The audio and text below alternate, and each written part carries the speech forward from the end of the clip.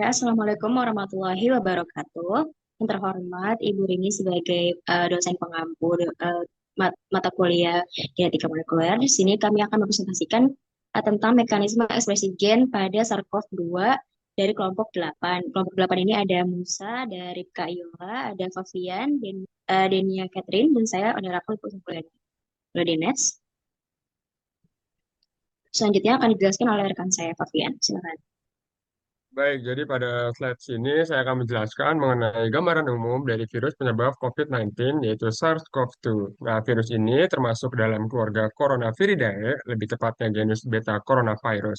Secara karakteristik, SARS-CoV-2 ini merupakan virus RNA untai tunggal positif atau plus ssRNA. Artinya, materi genetiknya berupa RNA yang bisa langsung berfungsi sebagai mRNA ketika masuk ke dalam sel inang. Selain itu, virus ini memiliki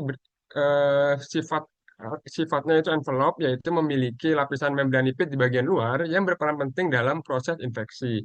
Ukurannya berkisar antara 80 hingga 160 nanometer dan genomnya sekitar 30 kilobase, sehingga termasuk salah satu virus RNA dengan genom terbesar.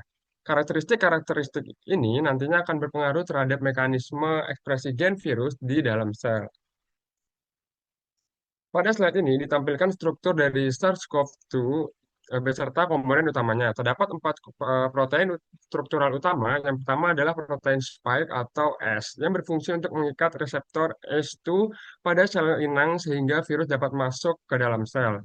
Kemudian ada protein membran atau M yang berperan dalam mempertahankan bentuk dan struktur dari si virus. Selanjutnya, protein envelope atau E yang berperan dalam stabilitas virus serta proses perakitan dan pelepasan partikel virus.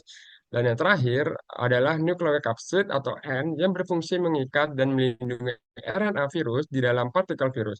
Dan dari keempat komponen ini, protein spike ini menjadi yang paling penting karena berperan langsung dalam proses infeksi sehingga sering menjadi target utama dalam pengembangan vaksin. Selanjutnya dari sisi genom, SARS-CoV-2 memiliki RNA untai tunggal positif yang tersusun atas beberapa bagian utama. Bagian awal genom terdiri dari ORF1A dan ORF1B yang mengkode protein non-struktural. Dari bagian ini akan dihasilkan poliprotein yaitu PP1A dan PP1B.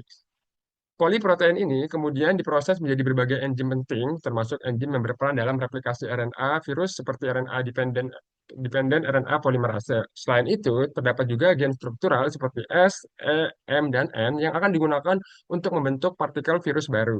Yang menjadi kunci di sini adalah karena RNA virus bersifat positif, maka RNA tersebut dapat langsung diterjemahkan oleh ribosom untuk menghasilkan poliprotein.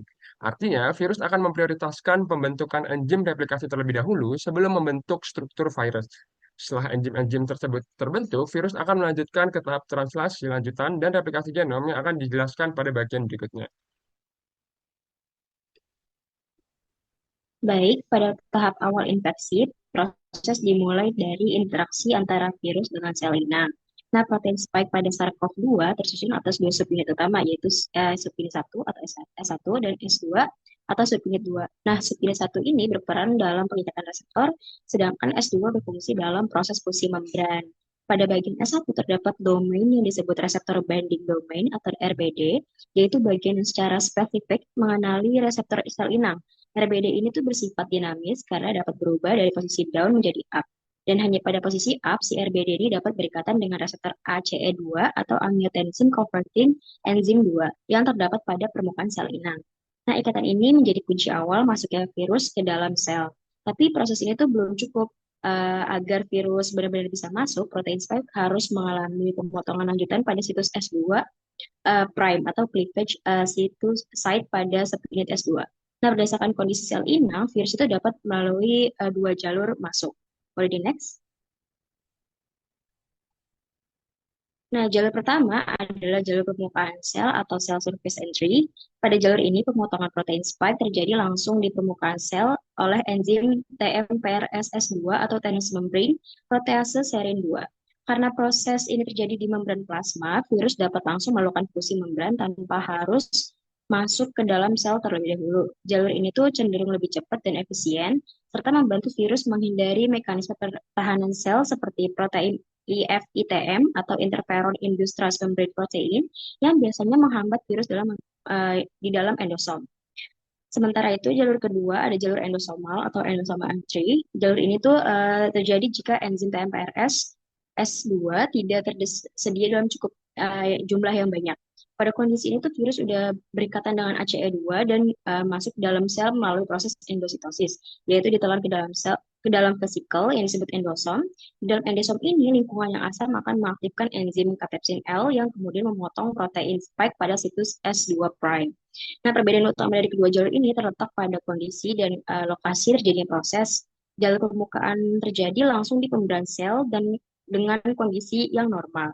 Sedangkan jalur endosomal terjadi di dalam kompartemen sel yang bersifat asam. Boleh di next. Nah, ini adalah sedikit rangkuman melalui perbedaan dua jalur yang akan masuk. Boleh di next. Nah, setelah pemotongan ini terjadi perubahan struktur pada subunit S2. Subunit 1 akan terlepas dan S2 mengalami perubahan bentuk atau refolding. Bagian HR1 atau hepatic repeat 1 akan memanjang dan mendorong fungsi peptide atau peptide fusi masuk ke dalam sel inang.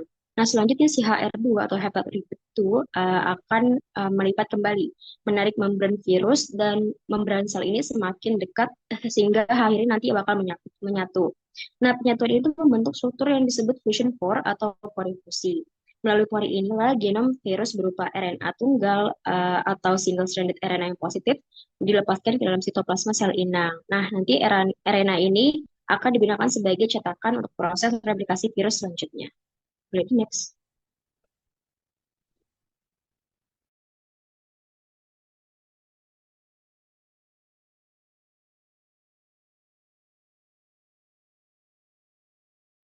Baik, selanjutnya kita akan membahas mengenai transaksi awal. Pada bagian ini dijelaskan bagaimana proses utama dalam virus setelah materi genetiknya masuk ke dalam inang. Virus akan memanfaatkan sistem sel inang untuk menghasilkan komponen-komponen yang dibutuhkannya. Salah satu langkah pentingnya adalah pembentukan poliprotein, yaitu protein panjang yang nantinya akan dipotong-potong untuk menjadi bagian yang fungsional. Selanjutnya, dari proses pemotongan ini terbentuk enzim-enzim penting seperti RNA dependent, RNA polimerase atau RDRP. Enzim ini berperan dalam memperbanyak materi genetik virus, khususnya RNA. Selain itu, terjadi juga proses transkripsi, yaitu pembentukan RNA yang baru yang nantinya akan disintesis untuk protein virus. Dengan adanya enzim ini dan RNA yang tadi sudah dibahas, akan terjadi replikasi dalam sel inang. Intinya dalam slide ini virus itu tidak memiliki sistem sendiri, jadi harus bergantung pada sel inangnya supaya berkembang dan memperbanyak. Selanjutnya, boleh next. Nah, setelah kita memahami bagaimana virus masuk dan melepaskan materi genetiknya, kita sampai pada tahap selanjutnya, yaitu replikasi dan transkripsi. Diawali dengan sintesis rantai negatif, karena SARS-CoV-2 adalah virus rantai RNA positif, RDRP tidak bisa langsung membelah dirinya. RDP harus membuat cetakan negatif yang terlebih dahulu sebagai komplement dari rantai aslinya. Kedua, sintesis rantai positif baru. Menggunakan cetakan negatif tadi, RDRP bekerja secara masif untuk mencetak kembali RNA rantai positif dalam jumlah ribuan. Dan ketiga, finalisasi genom. Hasilnya adalah RNA genomik utuh yang identik dengan virus awal, yang nantinya akan dibungkus ke dalam kapsid. Nah, kemudian mari kita lihat jalur transkripsi. Jalur ini bukan untuk memperbanyak keturunan, tapi untuk membuat bagian tubuh virus. Terdapat 3 tahap. Yang pertama adalah mekanisme discontinue. RDRP melakukan proses yang disebut subgenomic transcription. Saat membaca RNA, RDRP akan melakukan loncatan atau jump dari satu titik ke titik lainnya. Ia tidak membaca semuanya secara linear.